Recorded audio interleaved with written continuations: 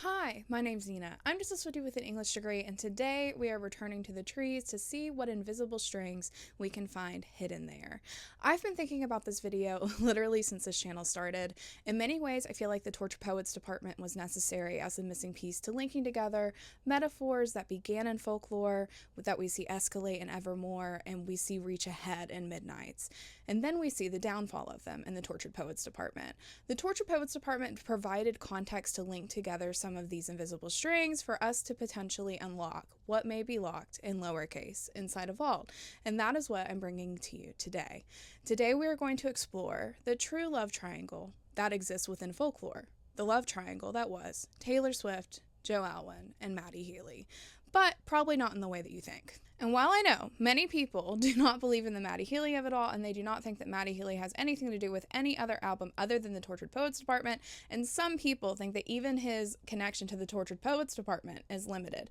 However, I would argue that I can see their reconnection and literally place it on a timeline and see this escalation of metaphor throughout folklore, throughout Evermore, throughout Midnights, and we see it reach its head in the Tortured Poets department. We're going to explore the beginning of that with folklore today. We're going to talk about these hidden threads, talk about this fictional love triangle, and talk about what it means when we pull back the pieces and let them fall into place. Let's talk about it. Now, we all know that Taylor Swift was dating Joe Alwyn from late 2017 to early 2023. A quick overview of the history of Taylor Swift, though, and Matty Healy is lesser known, but they had what appears to be a situationship of sorts around the time period of November 2014 to early December of 2014. During this time period, Matty Healy would wear a 1989 shirt during a show, leading it to be posted on Tumblr, from which Taylor Swift would see it, and Taylor Swift would proceed to freak out a little bit. We know that Taylor Swift and Matty had spoken previous to this, because Matty Healy in various interviews around the Red era had actually stated that Taylor Swift had invited the 1975 to tour with him, but November of 2014 is when the interactions of them happening on Tumblr, and the fandom can see them literally happening in real time. Taylor reciprocates after Matty wore her merch by wearing the 1975 merch and being photographed, and we know she went to at least 2 of his concerts around this time period, but some rumors even point to more.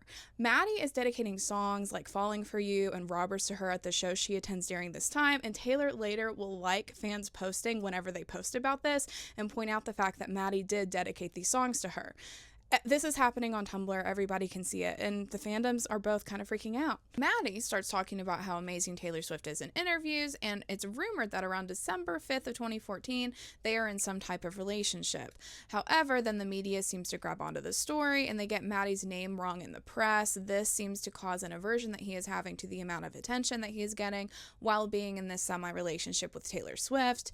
Also, keep in mind that Matty Healy around this time period also was battling an addiction issue, so likely that also had something to do with the relationship that he was experiencing with Taylor. From an outsider looking in, it really looks like this relationship between Matty and Taylor during this time period was very, very strong for about a fortnight. And then it fell apart. Matty Healy will continue to occasionally mention Taylor Swift over the years in interviews. He will compare dating her to being emasculating, then apologize for it, and then state that he has attempted to reconnect to her over the years, but that he keeps texting her, but she's probably changed her number. The next thing we have to discuss is Matty Healy's odd prediction of the album that would become Folklore. Matty Healy, in an interview with The Green Room, mentions wanting to produce a record for Taylor Swift on September 23rd of 2019, roughly 10 months before Folklore would be announced to the world. He said in this interview, "Taylor, if you ever want someone to help you set up the mics for your little acoustic record, just so you know, I'm there." He says this in the interview, then retweets it and tags Taylor in it to make sure that she saw it, and then again reaffirms the fact that he wants to produce a record with her that same day. Again, as if he hasn't just done this all the day before, he says and tweets, "Taylor Swift with an acoustic guitar, doing her Nebraska, doing her Blue, kill me." Might I add, this was roughly a month after he and Gabriella Brooks had stopped dating, but I digress. Matty starts dating FKA Twigs in January of 2020. In February of 2020, Taylor would attend the NME Awards with Joe, and Matty will attend as well. We know they interacted at this award show. We know that she left the audience when they won an award because of this Tumblr post, and we know that they spoke and that they saw each other. We have videos of them interacting.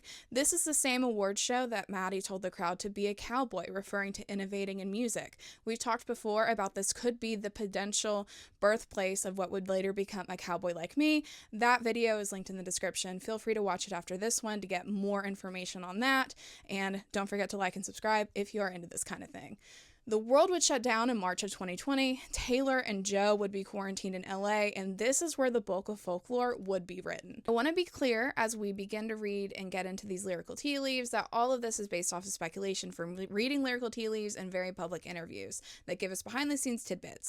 While I am not saying that Taylor Swift and Matty Healy were romantically involved during the making of Folklore, I do think that Taylor during this time period had just recently reconnected with someone who she'd had a connection with years before. And I do think that her relationship with Joe already at that time period had begun to experience cracks in the surface that she was publicly denying.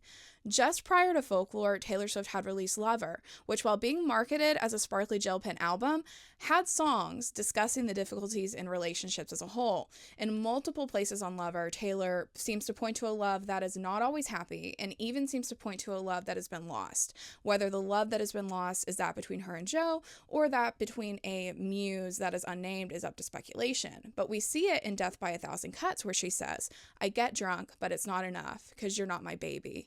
I look through the windows of this love, even though we boarded them up. Chandeliers still flickering here, but I can't pretend. It's okay when it's not." Joe and Taylor's relationship was and still famously is private. We don't get much more than lyrical tea leaves to read into, but I believe Taylor often felt alone, and in the summation poem that partnered the Tortured Poets Department, she'd later say, "Lovers spend years denying what's ill-fated, resentment rotting away, galaxies we created." By the time we reach Folklore, I believe that Taylor was unsure what to do. I believe that she knew at the time that her and Joe were not working.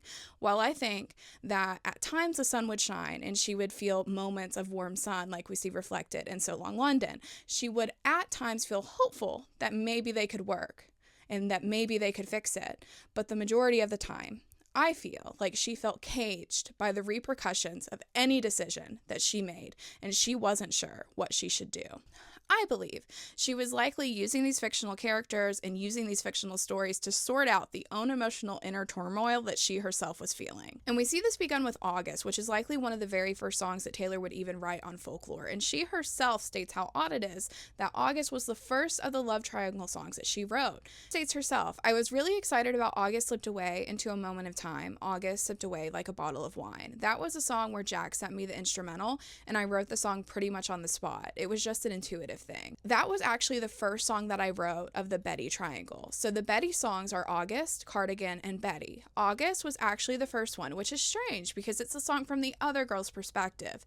It would be safe to assume that Cardigan would be first, but it wasn't. It was very strange how it happened, but I kind of pieced together one song at a time, starting with August, where I kind of wanted to explore the element of this from the perspective of a girl who was having her first brush with love. And then all of a sudden, she's treated like she's the other girl because there was another situation that had already been in place, but August thought she was really falling in love. It kind of explores the idea of the undefined relationship. As humans, we're all encouraged to just be cool and just let it happen and don't ask what the relationship is. Are we exclusive? Are we exclusive? But if you are chill about it, especially when you're young, you learn the very hard lessons that if you don't define something, oftentimes they can gaslight you into thinking it was nothing at all and that it never happened. And how do you mourn the loss of something once it ends if you're being made to believe that it never happened at all? I think with August, we have Taylor reflecting on a relationship that had no labels, where wanting was literally enough. I think the reason that Cardigan was not the first song written in the love triangle is because she did not seek out to actually write a fictional love triangle. I think that August was the first song because she was writing based off of emotion that she herself was feeling and had felt in the past. People often ponder what character in the love triangle Taylor herself is, and I think that we can examine the love triangle in a lot of different ways, and maybe later on we will examine them in different ways. But in today's video, I really want to look at Taylor the songwriter and the Taylor Swift who feels emotions and who is able to exemplify and write these emotions to the point where her audience can also feel them. I believe that these songs feel real because they are real, because Taylor herself has felt them. In August, I theorize and speculate that she's remembering a relationship that was fleeting but heavy, that she can still feel the impacts of even now. The relationship in August itself, I think, is fictional, but it represents emotions that are real that Taylor herself has felt. Taylor has discussed a situation like this previously, describing how she feels like she is the girl before the one. From her lover diaries, Taylor gave us access to a diary entry from March of 2009 where she states and expresses this. I feel like I'm the girl before the one. I'm not the one. I'm the girl you think is the one for you. And when it doesn't work out with me, you meet the next girl and realize she is the one you're going to stay with. Taylor has so much empathy for August, which is partly why I feel like these emotions are deeper than just that of a fictional story. Also regarding August, Taylor states, she seems like she's a bad girl, but really she's not. She's a really sensitive person who fell for him, and she was trying to seem cool and like she didn't care, because that's what girls have to do, and she was trying to let him think that she didn't care, but she did, and she thought they had something very real, and then he goes back to Betty. So the idea that there is some bad villain girl in any type of situation who takes your man is a total myth, because that's not usually the case at all. Everybody has feelings and wants to be seen and loved, and Augustine, that's all she wanted. While we do not know what happened in 2014 when Taylor and Matty had their first public connection, you know that around the same time period, Matty Healy was casually with both Halsey and even potentially Ali Lohan, though that one is unconfirmed. I don't know. And in August, we see her point to situations like this with the repetition of, because you were never mine, and you weren't mine to lose. This idea of being in a relationship that is casual and undefined, and the pressure that you feel at times to be cool and okay with whatever, even when you believe it is real and you get no confirmation of it. In Cardigan, we later see this potential situation reflected again when it's stated, you choose two girls, you lose the one. Taylor is a masterful storyteller, and part of what makes Folklore so great is the shaping of the Folklore love triangle, but I believe this love triangle was pieced together after, and the emotions suggested of the love triangle songs represent a real emotion Taylor herself felt and grappled with. Taylor states about Cardigan, our second song in the love triangle. The song is about a long-lost romance and why young love is often fixed so permanently within our memories when looking back on it, why it leaves such an incredible mark and how special it made you feel. All the good things it made you feel, all the pain that it made you feel, the line about feeling like you were an old cardigan under someone's bed, but someone put you on and made you feel like you were their favorite. She's playing with words in Cardigan here. The person in the song named Betty in the love triangle felt so special with James, but yet they also realized that they were lied to and that they were put on. James in our love triangle here leaves Betty for August, another unsuspecting girl who believed that their something was something that could potentially be real. The amount of wreckage that James leaves in his wake in the love triangle is just insane to me, and it kind of makes you hate men, doesn't it? He questions in Cardigan whether it was ever real by saying that you put me on and told me that I was your favorite, while still declaring that she knows that he will appear on her front porch light. Taylor describes hearing Aaron Dessner's instrumental track for Cardigan, then entitled Maple, and explains how it was like seeing a movie playing out in her head. She says, "The first time I heard the track for Cardigan, I saw high heels on cobblestones. I knew it had to be about teenage miscommunications and the loss of what could have been.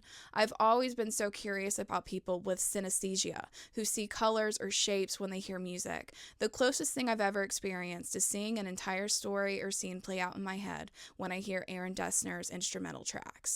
We all, of course, know the lore associated with Cardigan with Matty Healy and Taylor Swift, when Taylor herself appeared to say that Cardigan was at least inspired by Matty Healy when she mouthed the words, "This song is about you, you know who you are, I love you," during Cardigan, days after he'd done the same thing at one of his own concerts while performing About You with the 1975. This was during May of 2023, during that short time period when Taylor Swift and Matty Healy were officially together. Man, what a time. What a time. And here we have her expressing in Cardigan being about teenage miscommunications and the loss of what could have been. both essential themes that we later see in the Tortured Poets department when she states, "Will I always wonder in Chloe or Sam or Sophia or Marcus?" So many times during the Tortured Poets department, she references the childhood connection, a light that wouldn't burn out. In Cardigan, she states, "You'd be standing in my front porch light, and I knew you'd come back to me." But in Peter, she has the same light that's being left on, but it's a little bit different. In Peter, she states, "I won't confess that I waited, but I let the lamp burn. As the men masqueraded, I hoped you'd return." We did an entire Cardigan breakdown video where we discuss all of this beautiful metaphor and all of this beautiful imagery, and we even talk about the original lyrics in the voice memo that Taylor Swift originally recorded for Cardigan. That's going to be linked in the description if you want more folklore videos after this one. Definitely check it out after this one. In that one of my favorite lines from Taylor and one of the favorite lyric changes that she ever done is in the end of Cardigan, where originally she was going to end it with, "I knew to love would be to lose my mind." And then what do we have in the Tortured Poets department but her reflecting, losing her mind in a insane asylum after being thwarted in love. I just love her. I just love her. So many pieces and parts of both August and Cardigan, I think you could say, are Taylor wondering and remembering events and situations she felt in the past, and now she's thinking and she's wondering about all of these choices that she's made, and she's wondering, did she make the right one? I believe she's worried that she has made a mistake. And what do you do now? What do you do when you've told the world that you're happy if you're not? I always remember that interview that Taylor Swift gave with Zane Lowe around the time that Folklore and Evermore came out, where he actually asks her how two people who are so obviously in love can write such sad songs, because as we remember, William Bowery, aka Joe Alwyn, and Taylor Swift would write Betty, one of our love triangle songs, on Folklore, and they would continue to write other songs as well on Evermore. She says, "Joe and I really love sad songs. We've always bonded over music, so it was just that we wrote the saddest. We just really love sad songs. What can I say?" And the songs she's wrote with Joe were sad, weren't they? Betty, having been partially written by Joe Alwyn, is the most intriguing of the Folklore love triangle songs because it is so different. For one, Betty is written from a male perspective, and according to Taylor, during the Long Pond studio session, she stated that the entire chorus was written by Joe Alwyn, and she just overheard it. Taylor said, "I just heard Joe singing the entire fully formed chorus of Betty from another room, and I was just like, hello. It was a step that we'd never take. It was a step that we would never have taken, because why would we have ever written a song together? So this was the first time we had a conversation where I came in and I was like, hey, this could be really weird, and we could hate this. So I believe we're in quarantine, and there's nothing else going on. Could we just try this and see what it's like if we write this song together?" So he was singing the chorus of it, and I thought it sounded really good from a man's voice, from a masculine perspective, and I really liked that it seemed to be an apology. In so many songs, from a female's perspective, of wanting a male apology, that we decided to make it from a teenage boy's perspective, apologizing after he loses the love of his life because he's been foolish. She also stated to country radio, "James has lost the love of his life, basically, and doesn't understand how to get it back." I think we all have these situations in our lives where we learn to really, really give a heartfelt apology for the first time. Everybody makes mistakes. Everybody really messes up sometimes, and this is a song that I wrote from the perspective of a 17-year-old boy. I've always loved that in music you can kind of slap into different identities, and you can sing from other people's perspectives, so that's what I did on this one. In Betty, James is pining. He is full of regret. He's dismissive of August, who thought she'd found summer love, while he belittles it to a summer thing. And now he thinks that Betty, who was the one, is still waiting with her porch light on for him. The metaphor behind Betty could be a representative of both apologies Taylor wishes she could have from boys who have treated her poorly in the past, but also even an apology for her own mistakes and things she wishes she could have done differently. Something I find so interesting about Betty is how even while apologizing, James is blaming Betty. There's quite a bit of gaslighting in the explanation of what happens and how he ends up with Augustine stating, "Betty, I know where it all went wrong. Your favorite song was playing from the far side of the gym. I was nowhere to be found. I hate the crowds. You know that. Plus, I saw you dance with him. So then James got mad, missed dancing with her during her favorite song because he, 1, hates crowds, and 2, was upset because she had danced with another guy. So James was vulnerable and upset, walking home on broken cobblestones when Augustine found him. Taylor refers to the same kind of gaslighting when she discussed August. But Betty is an enigma because it's not even a happy love story. It's an apology where the guy has no good explanation whatsoever. Here's the thing about Betty. Part of me believes that Taylor can see herself in James, this dumb boy who makes mistakes and risks the good thing that he has sitting right beside him.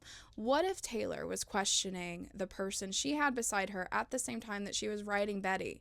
What if she was filled with doubts, she didn't know what the right decision was, and she was numbed by even the thought of deciding each decision that she made was going to have terrible repercussions that were going to blow up her world, and she knew it? What if she just was thinking about it? She was wondering, and that's what we see in Folklore with this love triangle, because she herself didn't know what she wanted to do, and even if it was subconscious, she wanted to figure it out. This tangled love triangle, this girl who thought she'd found the one just for him to leave her, and the girl waiting for the boy who left to return again, who was the one.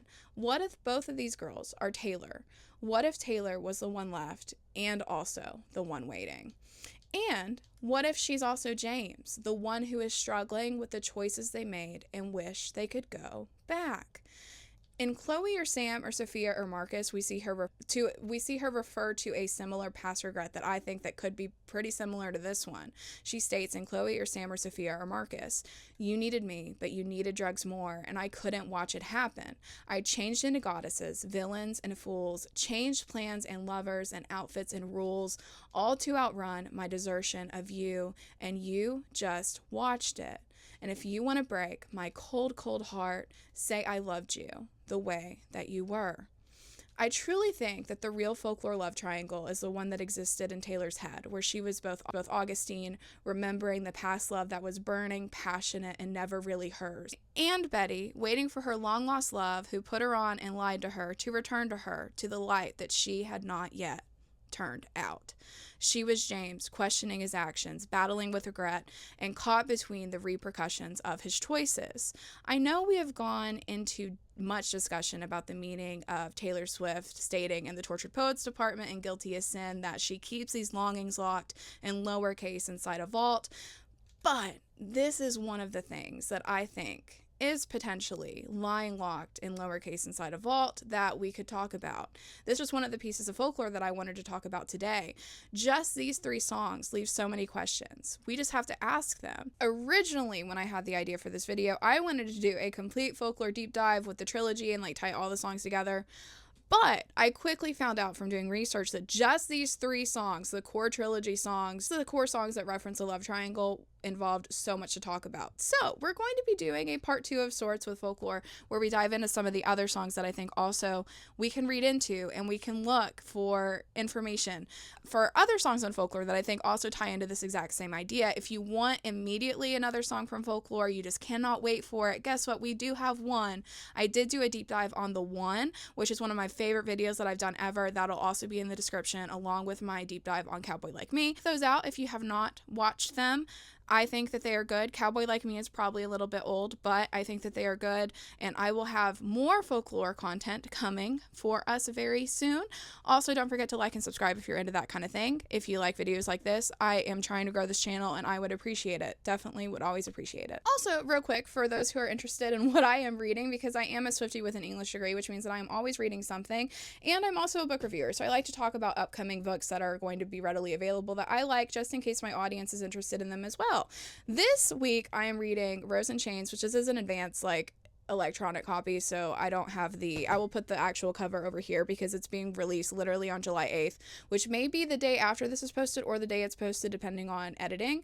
But I am in love with Rose and Chains. I have not shared this information with the channel, but I am quite a fan of Draco and Hermione fan fiction. I enjoy my Harry Potter without J.K. Rowling included, which means that I go to fan fiction a lot, and Rose and Chains by Julie Soto is actually the traditionally published book that was at one point a very popular Draco Hermione fanfiction that was entitled The Auction. This is a new trilogy that's based off of The Auction that was originally that fanfiction, and it is so good. Just to be clear, this is a fanfiction that has become a traditionally published book, which means that some things are going to be similar, like plot-wise, but the characters, the situation, the land, everything like that is different. This is not in any way, shape, or form like Harry Potter. Like, magic is involved, and they go to like a magical school in the past, but like it is so different, but it is so good. I am loving it. I am really enjoying it. I would recommend Julie Soto to anybody. She also has quite a few contemporary romances as well that I love. I will also put them up on the screen just in case you're more into that instead of fantasy. But if you like enemies to lovers and you always thought that Draco and Hermione maybe had a secret thing, check out Rose in Chains, because it is fantastic and I highly recommend it. I am going to try to have a video out every week, so hopefully you guys will be seeing me very soon. Let me know if there's anything specific that you want to see from me in the comments. Let me know if there's any specific songs that you want me to deep dive in the future, and I will get to them as quickly as I possibly can. Don't forget to like and subscribe if you're into this kind of content. I'm trying to grow the channel, so I would always appreciate it. Thank you so much for watching. Have a great day, and I'll see you guys next week. Bye!